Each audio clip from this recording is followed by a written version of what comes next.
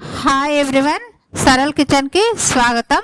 ఈరోజు మనము బీట్రూట్ సగ్గుబియ్యం లడ్డు తయారు విధానం చెప్తాను, నోట్ చేసుకోండి. వీడియో మొత్తం చూడండి, మధ్యలో స్కిప్ చేయకండి. ఒక మూకుడు పొయ్యి మీద పెట్టాను, 2 టేబుల్ స్పూన్ల నెయ్యి వేసాను. ఒక బౌలు తురిమిన బీట్రూట్ను వేసేస్తున్నాను ఈ నెయ్యిలో. సేమ్ కొలతతోని చక్కెర తీసుకుంటాను, సేమ్ కొలతతోని సగ్గుబియ్యాన్ని తీసుకుంటాను. సగ్గుబియ్యాన్ని నానబెట్టుకోవాలి, పక్కన పెట్టుకోవాలి. బీట్రూట్ను ఈ విధంగా చిన్న మంట మీద చక్కగా ఉడికించాలి. బీట్రూట్లో ఉన్న పచ్చిదనం పోయే వరకు నిదానంగా ఉడికించాలి.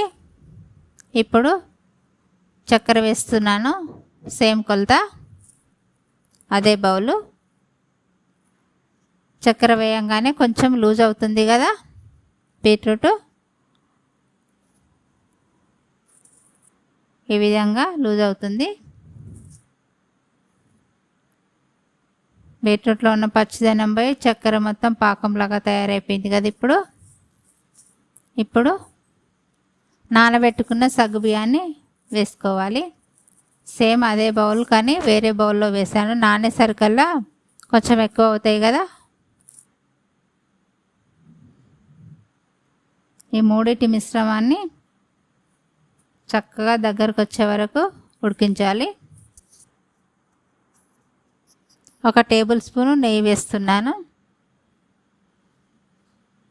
ఎవరైనా బీట్రూట్ సగ్గుబియ్యం తినని వాళ్ళు కూడా ఈ వంటకాన్ని తిన్నారంటే మళ్ళీ మళ్ళీ తినాలనిపిస్తుంది.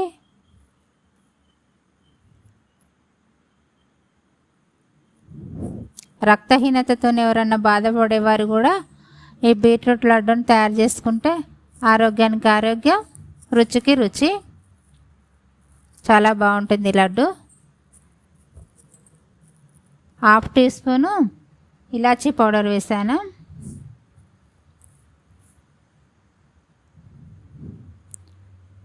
చిన్న మంటతోని ఉడికించాలి ఈ ప్రాసెస్ అంతా.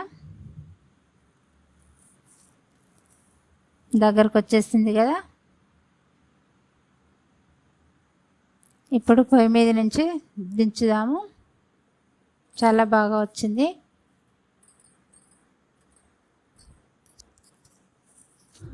దగ్గరకు వచ్చేసింది కదా. ఇప్పుడు దించిన తర్వాత చల్లారుతుంది కదా. చల్లారేసరికి ఇంకా కొంచెం దగ్గరకు వచ్చేసింది అన్నమాట. మనకు లడ్డు చుట్టుకోవడానికి చాలా అనువుగా తయారైపోయింది ఈ మిశ్రమం అంతా.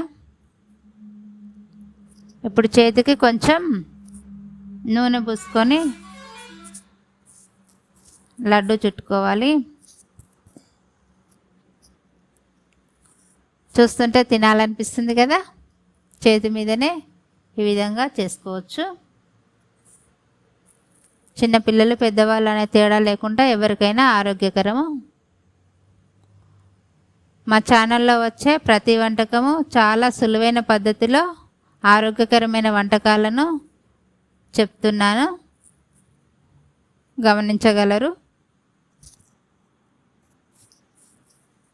చాలా బాగా వచ్చాయి లడ్డూలు.